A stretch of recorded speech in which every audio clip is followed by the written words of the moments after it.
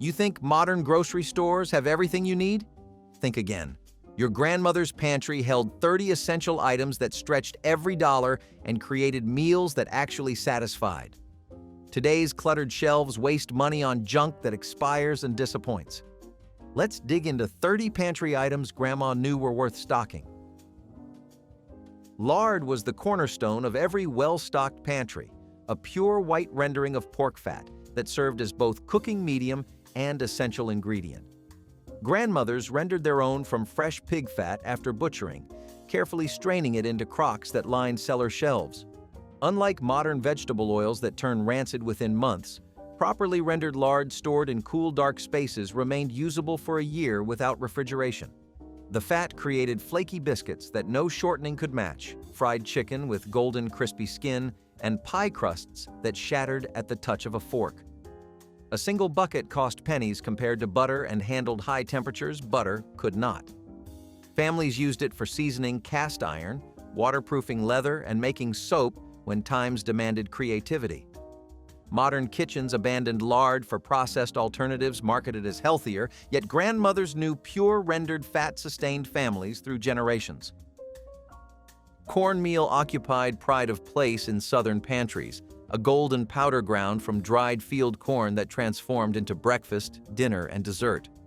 Stone-ground varieties retained the germ and oils that gave cornmeal its distinctive nutty flavor, unlike modern steel-ground versions stripped of nutrition. A 25-pound sack cost almost nothing and lasted months, providing foundation for cornbread served at every meal, hush puppies fried alongside fish, and cornmeal mush that filled bellies on cold mornings.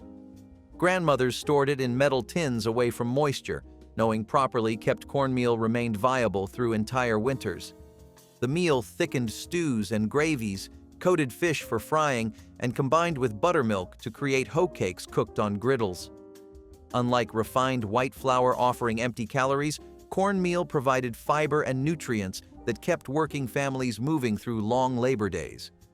This single ingredient proved abundance came from understanding how one staple became dozens of meals.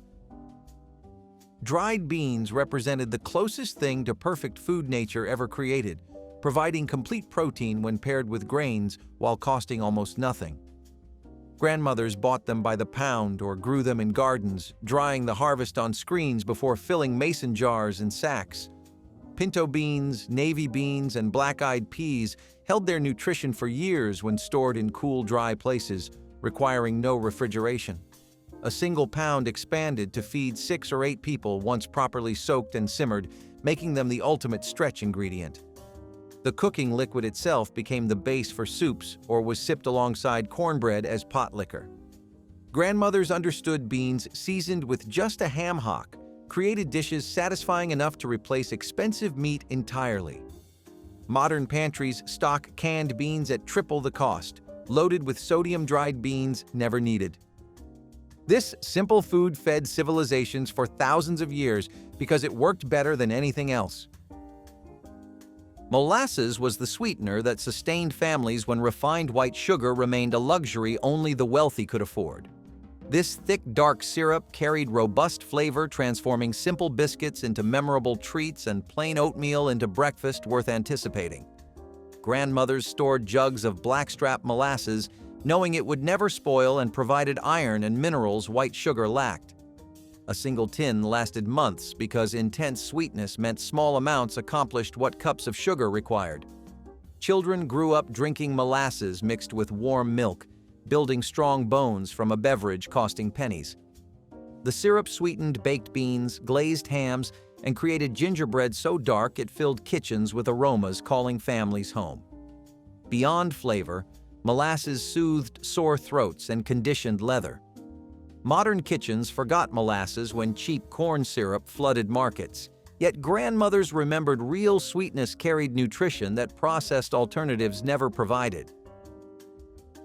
Rendered bacon grease occupied a special container beside every grandmother's stove, a ceramic crock collecting precious golden fat from breakfast frying. Nothing was wasted when bacon cooked, and the rendered fat became seasoning for vegetables, the base for gravies, and the frying medium giving Southern cooking its character. A tablespoon transformed bland green beans into something memorable and seasoned cornbread with smoky richness. Grandmothers strained the grease through cheesecloth, ensuring it stayed fresh for weeks at room temperature. The fat cost nothing since it came from bacon already purchased, making it the ultimate free ingredient, elevating everything it touched. Modern cooks pour bacon grease down drains, wasting flavor while reaching for expensive olive oil, accomplishing less. This habit represented grandmother philosophy that abundance came from respecting resources. Every Southern cook understood bacon grease was treasure, making ordinary food extraordinary. Canned evaporated milk solved the problem plaguing rural families for generations, providing shelf-stable dairy lasting years without refrigeration. Grandmothers stacked cases in pantries, knowing they could create creamy sauces and rich desserts regardless of whether fresh milk was available. The concentrated milk contained 60% less water, meaning each can deliver twice the richness at half the storage space. Diluted with equal parts water, it substituted for fresh milk, while undiluted, it created luxurious fudge and pumpkin pies. A single can cost pennies and lasted indefinitely until opened, essential insurance against dairy shortages. Children drank reconstituted evaporated milk without complaint because it tasted richer than watered-down fresh milk, stretching budgets in large families. Grandmothers used it to lighten coffee and enrich mashed potatoes. Modern refrigerators made fresh milk convenient, but grandmother wisdom understood convenience fails during emergencies while canned goods remain reliable. White vinegar served more purposes in grandmother's household than almost any other pantry staple, functioning as ingredient, preservative, cleaner, and medicine. Gallon jugs cost almost nothing and lasted indefinitely, providing acid necessary for pickling vegetables and creating salad dressings. Grandmothers preserved cucumber pickles lasting through winters, created tangy coleslaw, and made pie fillings when lemons were unavailable.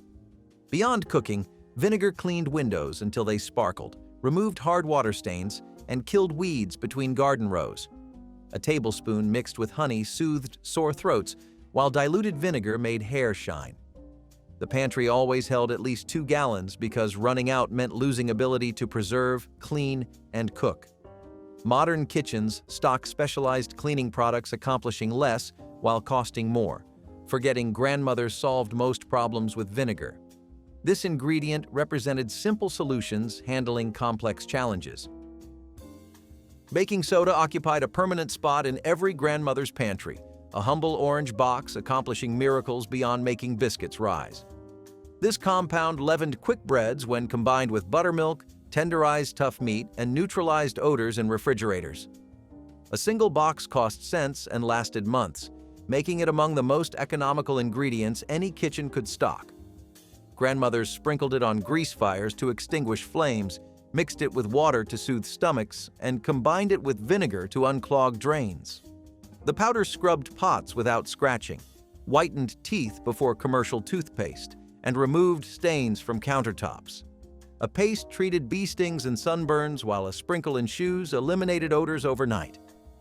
Modern grocery aisles contain hundreds of products baking soda replaces at a fraction of the cost, yet shoppers walk past without recognizing its versatility. Grandmother understood knowledge about simple ingredients mattered more than expensive products. Self-rising flour represented Southern ingenuity at its finest, combining all-purpose flour with baking powder and salt into one product, simplifying biscuit making. Grandmothers bought it in large cloth sacks that later became dish towels or clothing. A scoop mixed with cold lard and buttermilk produced tender biscuits in minutes without measuring leavening agents separately. The convenience mattered because farm families baked biscuits twice daily, needing speed without sacrificing quality. Southern grocery stores sold more self-rising flour than all-purpose because cooks understood its value for quick breads, pancakes, and dumplings.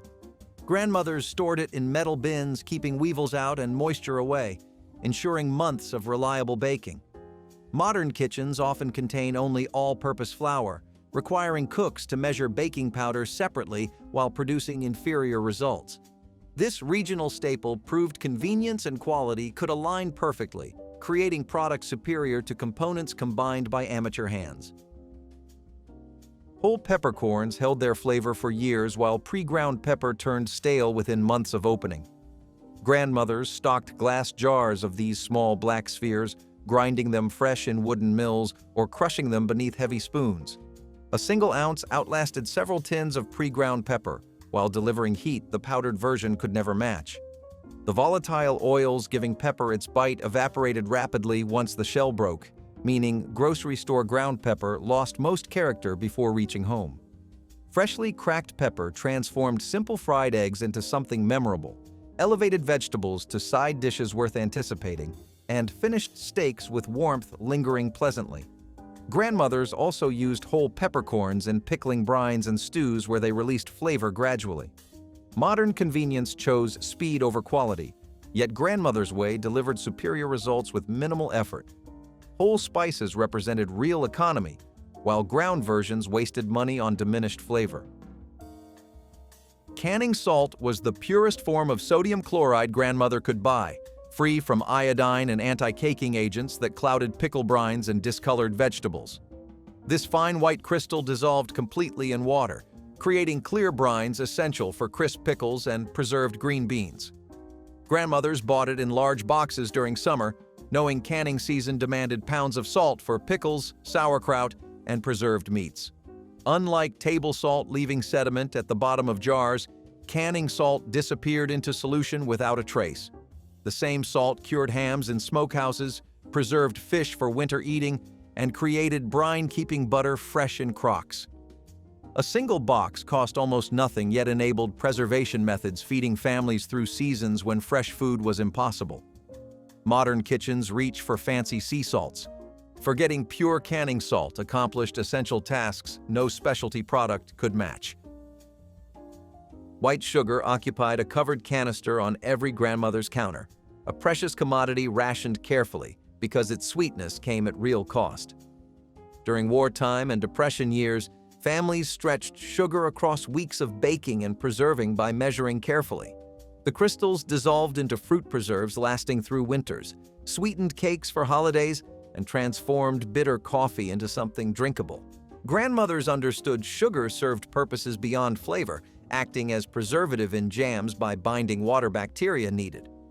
A 5-pound bag represented real investment, stored in airtight containers away from moisture turning it to blocks. Children received sugar sparingly, learning sweetness was earned rather than expected. The canister was never empty because running out meant no preserving, no baking, and no treats until the next trip to town. Modern pantries overflow with sugar in every form, yet grandmother's careful rationing taught lessons about appreciation that abundance never provides. Rolled oats filled large canisters in grandmother's pantry, providing foundation for breakfasts, sustaining families through morning chores and long workdays. These flattened grains cooked into porridge in minutes, creating filling meals costing pennies while delivering nutrition. Expensive cereals could not match. Grandmothers bought oats in bulk, knowing the same ingredient making porridge also produced cookies, meatloaf extenders, and crispy toppings for cobblers. The oats stretched ground beef by absorbing moisture, making a single pound of meat feed twice as many mouths. Children ate oatmeal sweetened with molasses, building strength needed for school and play. The grain stored indefinitely in cool, dry places, requiring no refrigeration. A single large canister lasted months of daily breakfasts, representing economy compared to boxed cereals marketed to modern families. Grandmother understood simple whole grains provided sustained energy processed alternatives never could, making oats essential. Long grain rice filled jars and bins in grandmother's pantry, a versatile staple stretching expensive proteins into meals feeding entire families. These slender white grains cooked into fluffy individual pieces, absorbing gravies and pot liquors without becoming sticky. Grandmothers bought rice in large sacks, storing it in metal containers, keeping weevils and moisture away. A single cup of dry rice expanded to feed 4 people, making it among the most economical starches any kitchen could stock. The grain accompanied red beans on Monday wash days, soaked up juices from smothered pork chops, and provided base for rice pudding, transforming leftovers into dessert. Unlike potatoes sprouting within weeks, Properly stored rice remained viable for years. Children grew up eating rice at nearly every meal because it stretched whatever protein was available.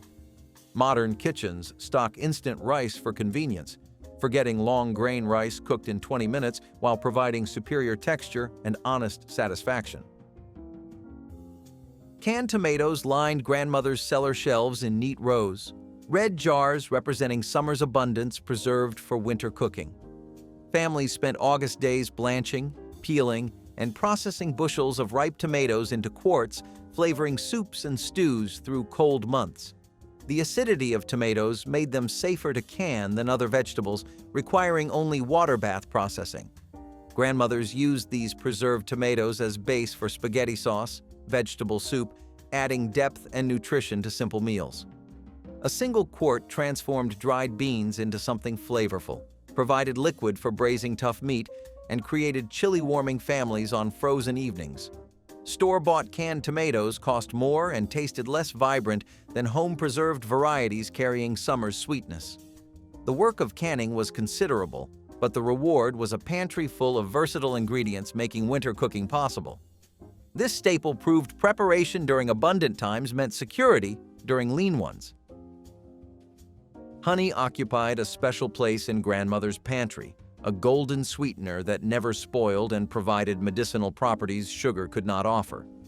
Local beekeepers sold raw honey by the jar, thick with pollen some believed prevented allergies.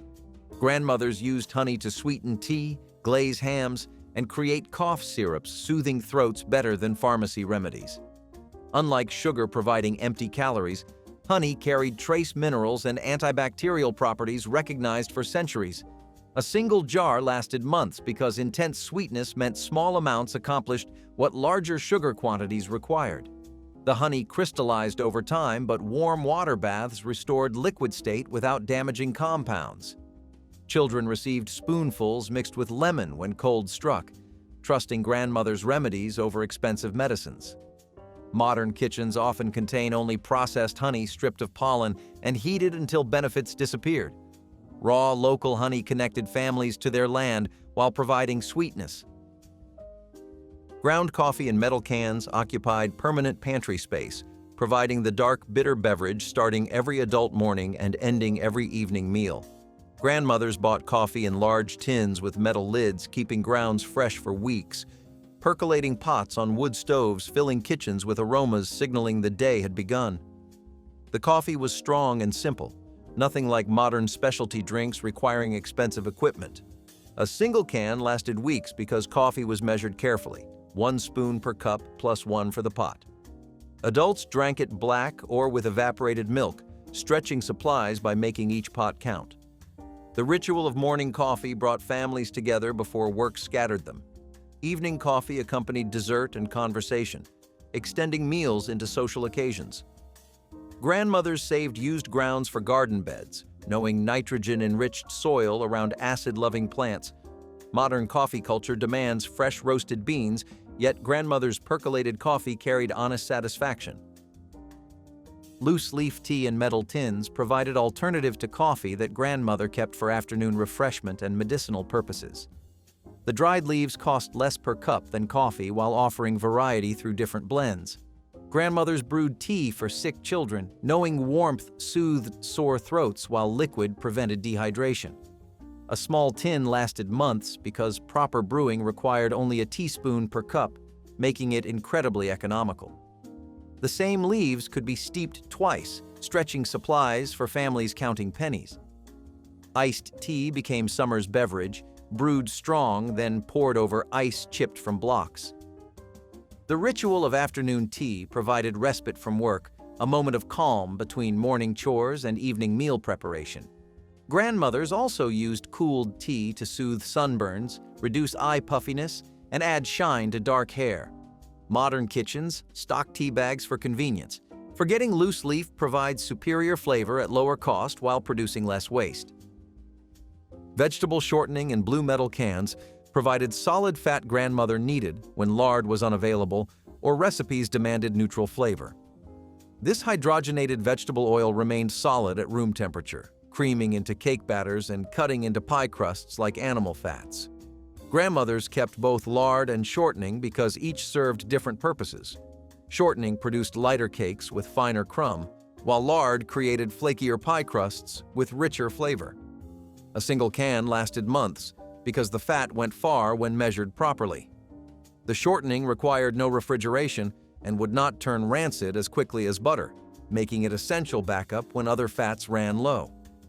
Children grew up eating cookies made with shortening, never knowing the difference from expensive butter versions. The versatility meant grandmothers could bake regardless of what the icebox contained. Modern bakers debate butter versus shortening, yet grandmother simply used what worked and produced results satisfying without pretension. Powdered milk in paper boxes solved dairy storage problems when refrigeration was unreliable or non-existent. Grandmothers kept several boxes in the pantry, knowing this shelf-stable powder could be reconstituted into drinkable milk or used dry in baking. A single box contained equivalent of several quarts at a fraction of the cost and none of the spoilage risk. The powder mixed with cold water for drinking, though children complained about thin taste compared to fresh. More practically, powdered milk enriched bread doughs, strengthened cake batters, and added nutrition to soups without requiring precious fresh milk. Grandmothers used it in coffee when evaporated milk ran out, in mashed potatoes, and in puddings, stretching dessert across large families. The boxes stored indefinitely in cool, dry pantries, providing insurance against dairy shortages during storms or hardship. Modern refrigeration made fresh milk convenient, but grandmother wisdom understood backup supplies meant security no convenience could replace. Apple cider vinegar carried benefits that white vinegar could not match, providing culinary versatility and folk medicine remedies passed through generations. Grandmothers kept jugs of this amber liquid made from fermented apple juice, using it for salad dressings and health tonics. The vinegar added tang to coleslaw and potato salad while tenderizing tough meat during braising. A tablespoon mixed with honey and warm water became the morning tonic many believed prevented illness. Grandmothers also used it to rinse hair after washing, removing soap residue and adding shine.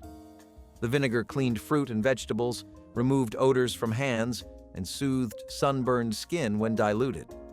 A single gallon lasted months because small amounts accomplished big tasks.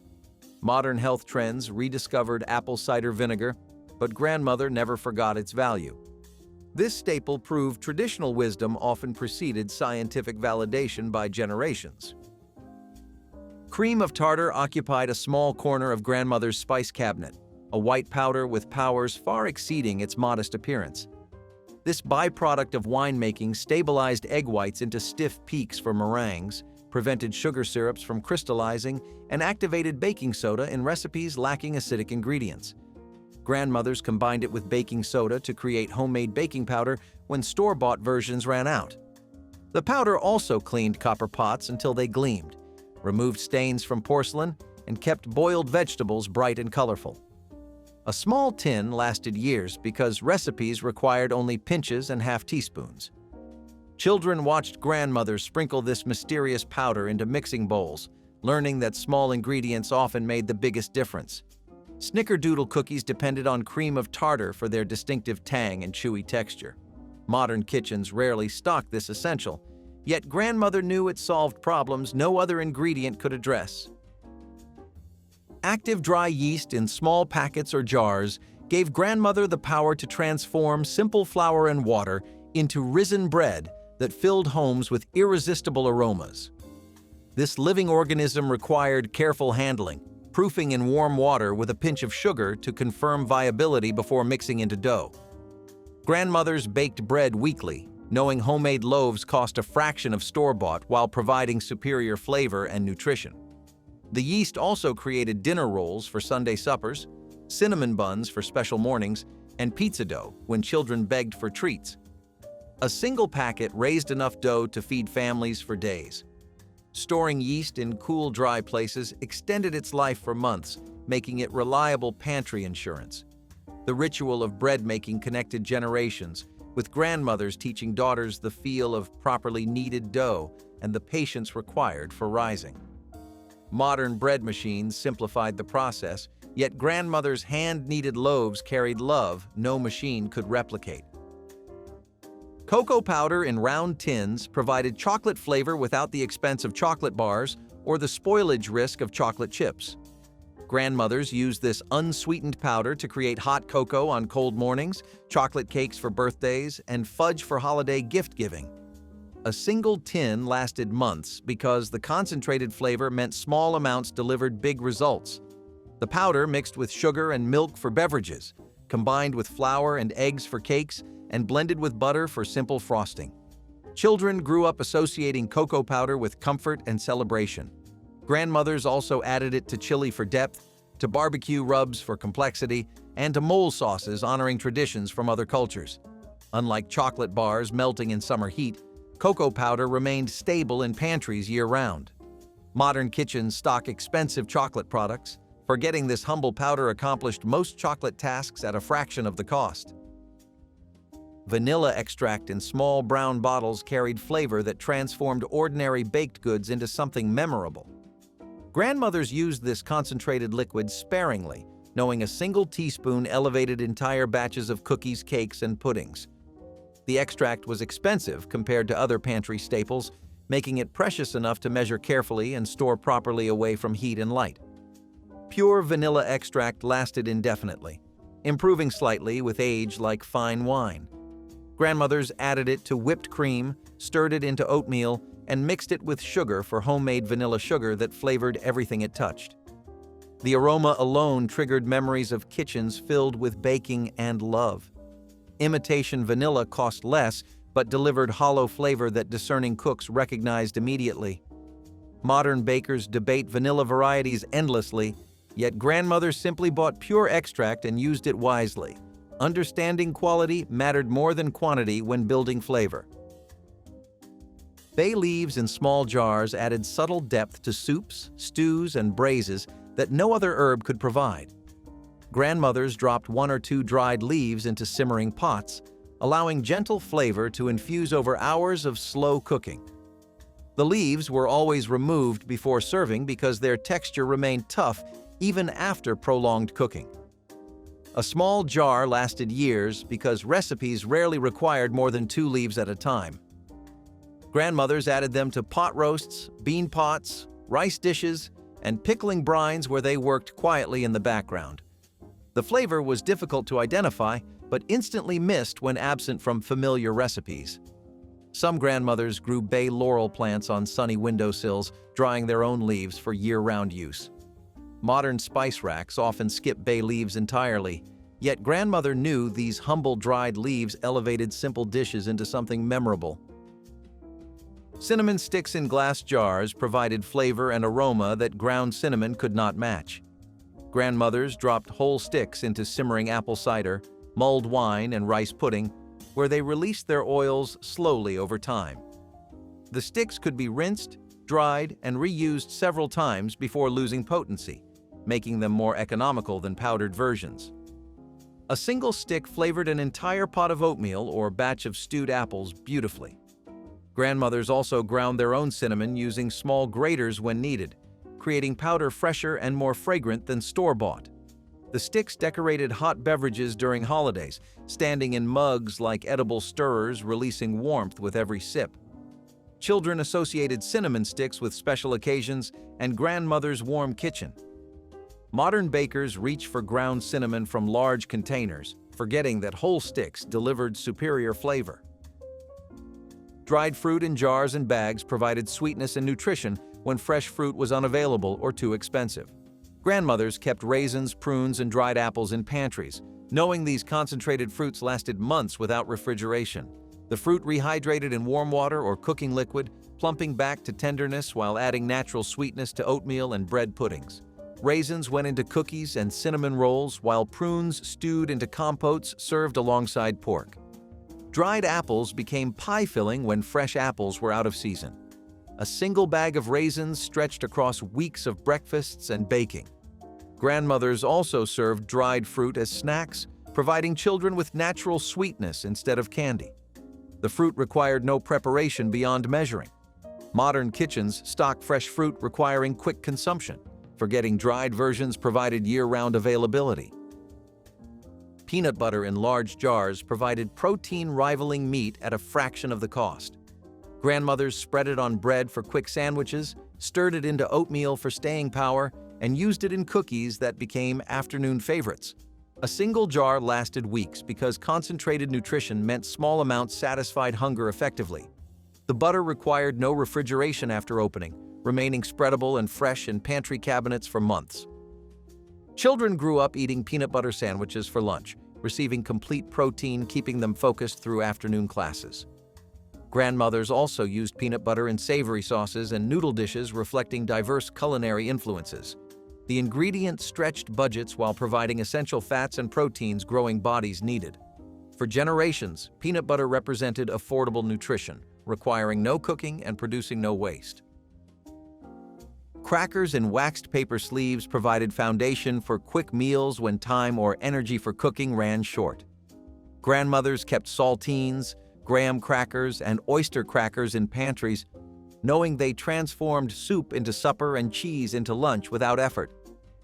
Crushed crackers topped casseroles with golden crunch, bound meatloaf and crab cakes together, and created pie crusts when pastry seemed too ambitious. Children ate crackers spread with peanut butter or jam, receiving filling snacks without dirtying pots and pans. The crackers lasted months in sealed containers, providing reliable backup when bread ran out or spoiled. Grandmothers served them alongside stews for dipping and with cheese plates for company visiting. Graham crackers became dessert crusts and s'more foundations during summer evenings outdoors. Simple crackers accomplished the many tasks grandmother always trusted them to handle. Canned tomatoes were the red gold of the poor man's pantry.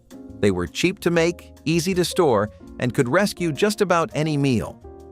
During summer, when gardens overflowed, families canned tomatoes in big batches, lining shelves with jars that glowed like sunset. By winter, those jars became survival itself. Soups, stews, gravies, even casseroles, all started with a jar of tomatoes. Their tangy sweetness made even the plainest food feel alive. A spoonful of tomato could stretch a small bit of meat across a whole family's dinner. It added color, warmth, and flavor to gray days and gray plates. More than anything, canned tomatoes symbolized preparation, doing the hard work now so you could eat later. Every pop of a jar lid was a victory, proof that someone had planned ahead. Oatmeal remains to be the uncontested breakfast winner when it comes to the grandma's pantry breakfast rating of the most filling for breakfast until lunch. When it comes to healthy breakfast choices, oatmeal is definitely a win-win, providing a filling and warm experience. Forget the novelty of breakfast bowls. Grandma knew a steaming bowl of oats could power you up for any endeavor, whether it was a hard day at the office or an all-out snowball fight in the backyard. Loaded with fiber and important nutrients that the body requires, oatmeal has the marvelous effect of making anyone full longer than a bowl of cereal sweetened with sugar. You can dress it up with fruits, nuts, honey, or even a splash of maple syrup. Feeling adventurous? Add a spoonful of peanut butter and some chocolate chips, and you've turned breakfast into a treat that feels like dessert. What's even better? Oatmeal is a long-term product, and that is why it is an ideal product for a pantry, for emergencies, and for lazy Sundays. Historically, oatmeal has been around for thousands of years, but Grandma had her own secret: the perfect cooking time. Again, this is about getting that balance to the texture that makes it neither creamy nor chewy. The next time you are searching for a healthy breakfast meal, grab that bag of oats. Few names cement themselves at the very top, like Sunshine Hydrox did. As far as cookie careers go, Hydrox cookies had a historical run that would be comparable today to names like Oreo. Starting off in 1908 and being discontinued in 1999, Sunshine Hydrox was the original cream-filled cookie sandwich made with 2 chocolate cookies. The snack reached such high popularity that putting Hydroxes on the grocery list became a standard practice for most Americans. Saying that they were in every house in America would be a bit of an understatement. Popularity of that level makes you think what made it fall off, and Leaf brands actually discontinued it for reasons you would not expect. Leaf brands wanted to diversify their products and change their image, therefore they eventually discontinued Sunshine Hydrox. Dried soup beans were a big staple for winters, and Amish families pretty much relied on dried beans being stored in bulk levels to last throughout the winter. They were really economical, super filling, and they lasted an entirety if you knew how to take care of them. Of course, the Amish were experts in that. They were also just really common in most Amish one-pot meals like thick soups and stews, but they had a bit of a preference for beans. It seems most communities didn't really step outside the usual routine of navy beans, pinto and lima beans, and great northern beans. The pinto beans were honestly just there because some Amish-Mexican hybrid food would slap harder than it had any right to. Ham and bean soup, which great northern beans were pretty much typically used for, was used in one of the most classic Amish meals. Ham and bean soup was made by simmering lots of navy beans with ham hocks, and it was delicious. I mean, it was really punching above its weight. Flour barrels were the throne of every kitchen, the one thing no home could function without. A big barrel of flour in the corner meant security. It meant bread, dumplings, biscuits, and gravies for days. Poor men guarded their flour like treasure because one scoop could mean breakfast for the family. When you opened the lid and saw a fine white cloud rise, it felt like hope itself. Housewives made biscuits on wooden boards, cutting circles with cups when they had no proper tools. Dumplings floated in broth like little clouds, thickening soups that could stretch another night. Flour was also the base for gravy, that golden miracle that turned scraps into feasts. The smell of hot flour and fat cooking together was as close as you got to luxury on a poor man's plate. It was simple, practical, and pure, proof that even the most basic things can hold a kind of sacred power when times are hard. The barrel stood as a silent promise that tomorrow's meal was already halfway there. In difficult times, they often form the backbone of many meals. You can't go wrong with a hearty bean soup or stew. When you want to feed a crowd without breaking the bank, let's face it, Grandma knows how to stretch out a meal. She can turn a pound of beans into a week's worth of dinners, and each nut tastes better than the last. Of course, there is also soak them at night all over it. That sounds tricky in today's fast-paced, microwave-ready world. But in Grandma's time, that was just part of life. You soak the beans and wait. And when they're ready, they're cooked slowly over low heat until they melt deliciously in your mouth. Dry beans also come in all shapes and sizes, such as kidney beans, pinto beans, black beans, etc. Grandma's pantry is basically a bean buffet.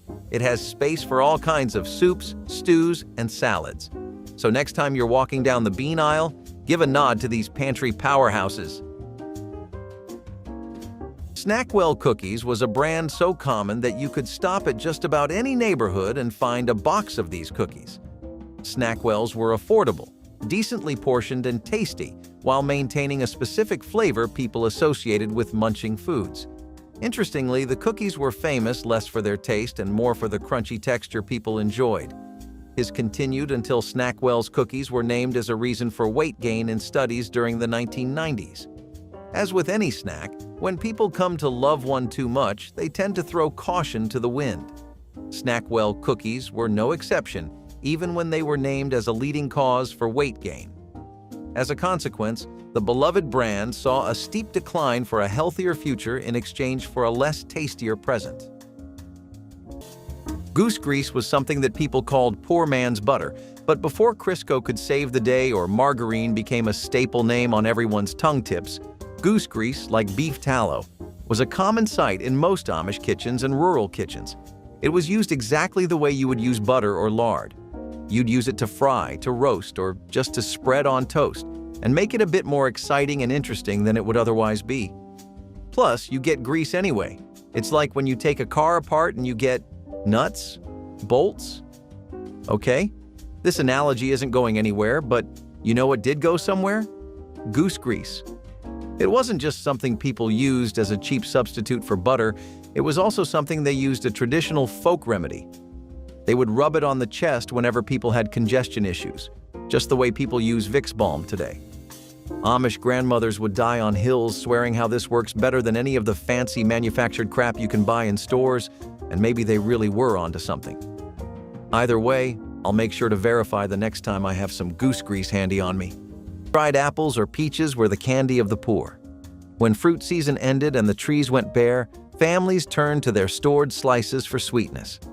They were carefully strung on twine or dried on tin roofs under the sun until leathery but fragrant, then tucked away in jars for the winter. Come cold months, those shriveled bits were magic, rehydrated in stews, baked into pies, or stirred into oatmeal for breakfast.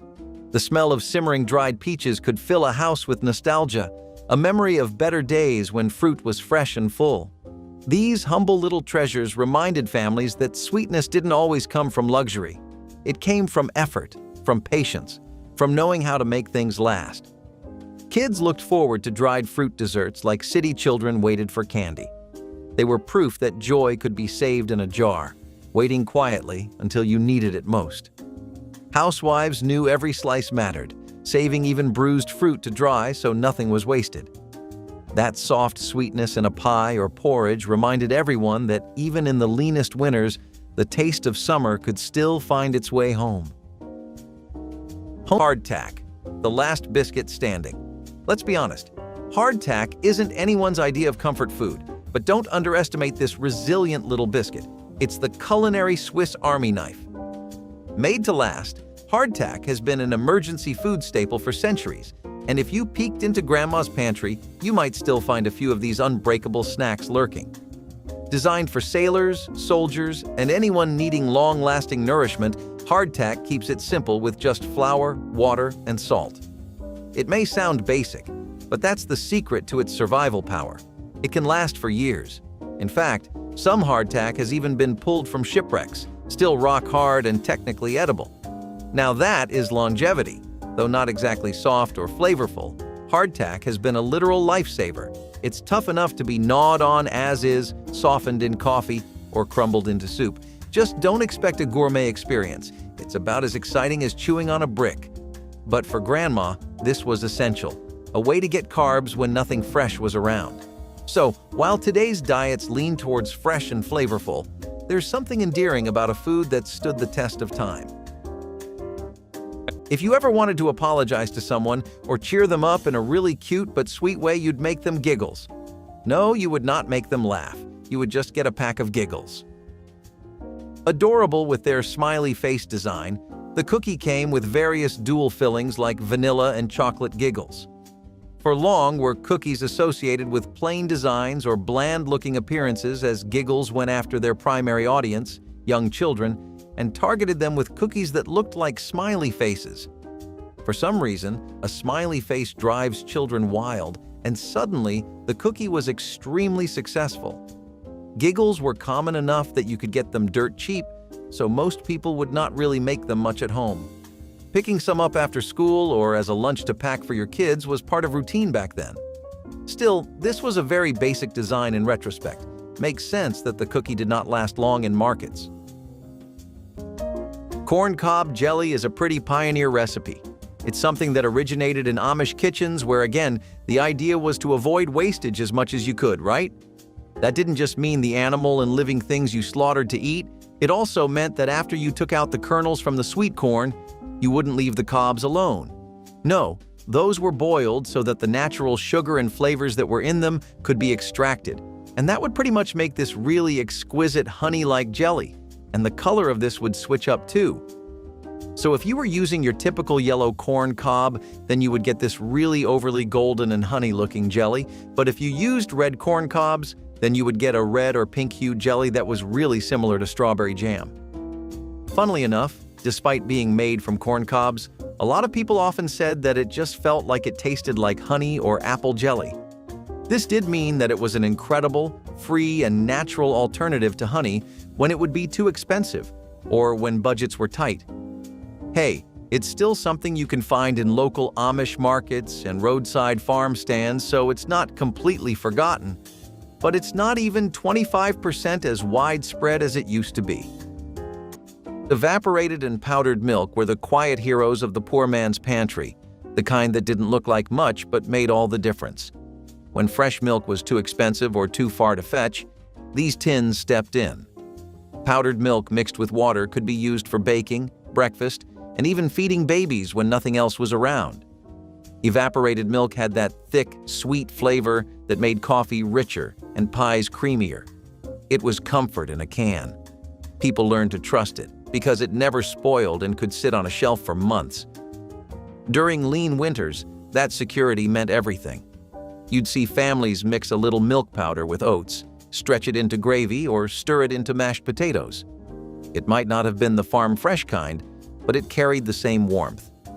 For many, those tins meant nourishment and dignity in a time when both were scarce. Homemade vinegar was the magical elixir lurking in Grandma's pantry, the secret ingredient for everything, from tangy pickles to household cleaning. For most people, vinegar is a simple ingredient that is placed on the table as a condiment. This fermented concoction was the functional kitchen multi-tool that could and would do it all.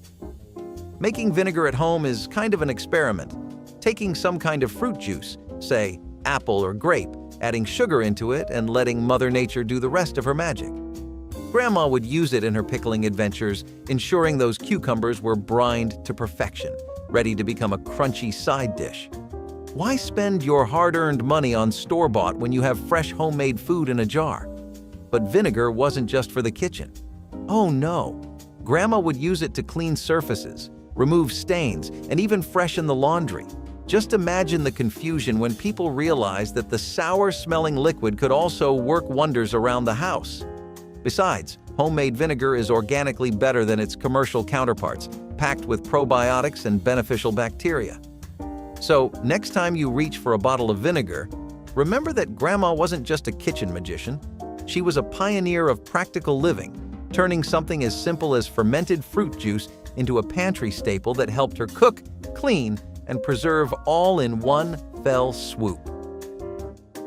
Spritz cookies followed in the footsteps of thumbprint cookies by being customizable in terms of shape.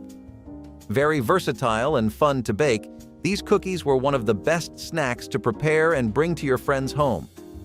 Families enjoyed baking trays of these, and people had all kinds of mixes and variations for the cookie.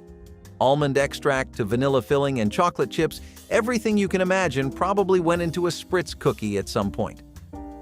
Despite their obvious fun factor and unique taste, Spritz cookies would not last much in American homes. Many ultimately just stopped growing fond of playing around with cookie dough to see what shape you could bake next. You know how I keep mentioning that people back then had a real deep-seated mentality of not letting a singular thing go to waste? Well, Scrapple was something that was made by German settlers and Pennsylvania Dutch families. It was something they relied on so that every possible part of the pig would be used up and consumed, because that was just free nutrition you were leaving up on the table. Hey, nothing was excluded. Sure, you might be going for some unfamiliar names like the liver, the heart, the head meat, scraps, etc., but people wouldn't even leave the eyes and brains. Not sure if I entirely disagree with that, but I definitely see the benefit. Anyway, Scrapple is something that you slice and fry in a really hot pan until you get that to-die-for texture on the outside. You know that crunch that fixes you? That's what we fry things for. A Pennsylvania Dutch breakfast staple was literally just homemade or leftover Scrapple, and this was one of the most popular things in not just a lot of different Amish communities, but a lot of regional communities throughout Virginia, Delaware, and Maryland. Dried pinto beans were the real muscle behind every hard-time meal. They were humble, sure, but they were also one of the most important foods ever stocked in American pantries. Poor men relied on them because they were cheap, filling, and versatile enough to become anything, from stews to soups to spreads. You could buy a big sack of dried beans for a few cents, soak them overnight, and stretch one pot into several days' worth of dinners. When meat disappeared from the table, beans stepped up. Mothers would season them with salt pork or just a spoonful of lard, maybe toss in an onion if they had one. The result was hearty and comforting, proof that flavor could be coaxed out of almost nothing. Beans didn't just feed stomachs, they fed communities. Churches, farms, and neighbors shared sacks during bad winters, knowing that beans meant everyone would eat. The smell of a bean pot simmering on the stove was a signal of warmth, of life continuing even when money was tight. They were the kind of food that asked for patience but gave back comfort in return, a true testament to the art of surviving with grace. Grandma's pantry just wouldn't have been complete without those rows of vibrant jars packed with homemade fruit preserves. They weren't there just for decoration. These jars were the key to enjoying summer's sweetness long after the last fruit had fallen from the trees. Peaches, strawberries, raspberries. If it grew, Grandma probably preserved it. And for good reason. Back then, you didn't just stroll to the store in the dead of winter for fresh fruit. Nope, you made do with what was in the pantry. And if Grandma's preserves were on the shelf, you were in for a real treat. You could spread it on toast, bake it into pies, or drizzle it over some homemade ice cream. One of the coolest things about preserves is how long they last. When sealed properly, they can last for years. They're like little time capsules of summer, ready to be opened when February's gray days have you longing for a taste of July. No need for refrigeration, just a spot on the pantry shelf until you're ready to dive in. So the next time you're craving some nostalgia, grab a jar of preserves and let Grandma's sweet touch transport you back to those sun-soaked, simpler days. Dried beans may sound unattractive, but don't let its unassuming appearance fool you. They are the kings of the pantry. These little guys are the unsung heroes of Grandma's kitchen. And there's always a sack or two hidden somewhere in the back of the pantry. Cheap, nutritious, and can last for many years. Dried beans are truly a miracle food. In fact, if you thought cookies with cream fillings were a good layered snack, then try Hello Dollies. 7 cookie layers, each comprising its own distinct flavor, made for one explosively addictive and cheap cookie pack you could snack on. People would have packets of these in their cupboards and drawers, and the cookie was sold at marts everywhere. As with all snacks, many parents were dissatisfied with the number of cookie layers and the amount of sugar used. Layers of graham crackers, chocolate chips, and butterscotch chips definitely caused a sugar rush. Eventually, Hello Dollies lost their appeal in the market because of health concerns and newer variations of layered cookies. Shoofly pie filling was really something that showed you the sheer potential molasses had. This was a filling that was entirely made from a lot of molasses, brown sugar, butter, flour, and some eggs, only to make this really gooey, rich filling that had a sweet flavor but also a slight taste. So you had a wet bottom Shoofly pie which was really soft, right? It was like that typical custard eye molasses texture you're super used to. It also settles right at the bottom, and the dry bottom Shoofly pie was something that had a cake-like consistency. It was first something people often enjoyed as this coffee cake substitute, but it was also something people loved thanks to how sticky and sweet it was. I know that seems like a bit of a weird thing to say, but textures don't make sense to me either. Neither does the name Shoofly, which apparently came from the fact that even flies were deeply attracted to the scent of sweet molasses being carried for miles and miles as the pies would cool on farmhouse windowsills or next to windmills. Rice was the backbone of the poor man's dinner plate. Simple, cheap, and endlessly adaptable. You could stretch a single sack of rice for weeks, and that was the whole point. Whether it was boiled with milk for breakfast, simmered in gravy for dinner, or paired with beans for a complete meal, rice could make anything feel like a feast. It was one of those ingredients that seemed small, but carried entire families through the toughest times. It absorbed flavor like magic, soaking up lard drippings, salt, or molasses until it turned from plain to perfect. People loved it because it filled you up fast and asked for almost nothing in return. It cooked quick, stayed soft even when reheated, and never went bad if stored right. A single pot of rice was comfort, survival, and satisfaction all rolled into one. No matter how rough life got, a bowl of warm rice always meant you were still standing. Sometimes families mixed in vegetables or broth, turning it into a dish that felt rich even when it wasn't. For poor households, rice wasn't just food. It was a blank canvas for hope, flavor, and endurance. Every spoonful told a story of thrift and creativity, proving that survival could still taste like home. Salted pork, also known as the original meat preservation recipe, is the true most valuable player of Grandma's kitchen. Before anyone stares in the refrigerator, people rely on salt to maintain the freshness of their meat, or at least keep it edible. Imagine a time when all that stood between you and rotting meat was a hearty layer of salt. Grandma knew this secret well. She took a good piece of pork and mixed it with salt, and voila! Salted pork was born. The exciting thing about this method is that the salt draws out moisture. This makes bacteria almost unable to grow. It's like having a tiny bouncer at your meat party, ensuring that no unwanted germs spoil the celebration. Salted pork could be thrown into a pot of beans, added to a hearty stew, or simply fried up for breakfast. The options are endless, and Grandma knew them all. In addition, salted pork is a staple food during difficult times. It supported the family when fresh meat was in short supply. As an added bonus, it's versatile and will last for months. Perfect for the long winter months or if you're traveling around the country. Although modern health trends warn against excessive sodium intake, in your grandmother's time, a pinch of salt was the only way to survive. So next time you're eating bacon or ham, think of your grandmother's salted pork heirloom. It is not just a relic from the past, but a delicious reminder of how creativity can lead to delicious solutions. Speaking of appearances and design, iced animal cookies took it a step further than just an emoji pasted onto a cookie.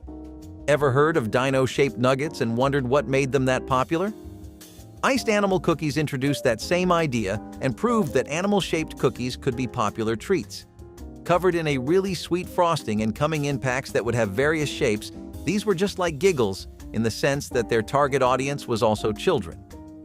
Naturally, popular brands who sold iced animal cookies took notice of growing popularity and came out with cuter packaging that attracted children. Sadly, they could not work that magic on the sands of time because these cookies are a rarity in stores today. Concepts of shaping cookies in familiar figures is still something brands do, but this particular cookie faded out. Pickled eggs were an Amish deli favorite and have had pretty strong cultural connections and roots for a while, particularly to Amish country kitchens and rural American bars.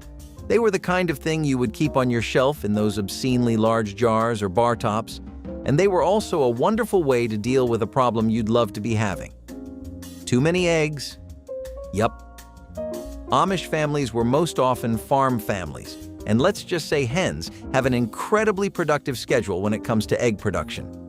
The Amish communities in the area therefore came up with a number of different ways to deal with eggs, pickled ones being the best and most popular. But hey, they didn't only know how to work with beet brine. Amish families had pickled eggs in spicy garlic brines, sweet and sour vinegar brines, and bread and butter pickles. They were pickled eggs that had been served alongside all kinds of sandwiches or fried chicken or ham. It was just a really easy and quick snack to grab on your way to work or as you were picking your kid up from school. Cornmeal was the magic dust of poor households, cheap, shelf-stable, and endlessly useful. A single sack could turn into mush for breakfast, hoe cakes for lunch, and cornbread for dinner. Farmers used it, miners used it, families swore by it. Cornmeal was filling, nutritious, and worked with just about any leftover you had lying around. It was the one ingredient that could carry you through a whole week of hunger without complaint. People used it with lard drippings to make golden cakes crisp on the edges and soft in the middle. For others, it meant a pot of warm corn mush, sweetened with molasses or salted for a savory twist. Kids grew up on it, and mothers stretched it with water when milk was gone. When the pantry looked bare, cornmeal never disappointed. It was the friend that always stayed. Its grainy texture and rich smell of roasting corn were the scent of home for millions. Even today, there's something grounding about a skillet of cornbread, reminding us how far thrift and a bit of grit could take a person. Starting off strong with lard, a long-lasting fat. Oh, lard, the oft-maligned and misunderstood fat that is returning to kitchens where flavor matters. It turns out Grandma did know something we didn't. Lard is a wonder ingredient in the kitchen. In the good old days, before olive oil became trendy and people started eating avocado toast, everyone used little more than lard to make everything from flaky pie crusts to crispy fried chicken. It was so versatile, not to mention that it needed no refrigeration unlike butter. Need to saute veggies? Use lard. Making biscuits? Lard. Grease a pan? Yep, lard again. Surprisingly, lard from pasture-raised pigs is actually pretty healthy. If kept in a cool, dark spot, lard could last for months, always on hand to add a bit of extra flavor, or a little grease whenever you needed it. Plus, it was super simple to make after a Sunday roast. Just render the fat, pour it into jars, and you had cooking gold ready to go. So, if you ever find yourself craving a little taste of the good old days, grab some lard and embrace your inner granny. Just be careful who you tell. Drop that tidbit at your local Whole Foods, and you might leave a few health nuts speechless. Known for being just what you needed to satisfy a sweet tooth up, Mexican wedding cookies are as festive as they sound. Famous for their tantalizing buttery flavor that would give strong aftertastes of pecan, wedding cookies were a fan favorite of wedding guests across the 90s. Kneaded into balls and baked in powdered sugar that made for a food coma-inducing sweetness, they were the go-to option if you wanted a snack that could qualify as a dessert. Long functions like weddings also often left people tired, and so hosts would serve these cookies to keep people's energy up. Naturally, sugar only benefits you like that in small doses, and in extremely over-the-top sugar snacks like Mexican wedding cookies, it can be pretty calorically heavy. America would grow to leave little space for food like that in its diet soon, so this became a bygone cookie. Which pantry staple from grandmother's kitchen would you bring back first? Share your memories in the comments, hit the like button if this brought back feelings of home, and subscribe so you never miss another trip down memory lane.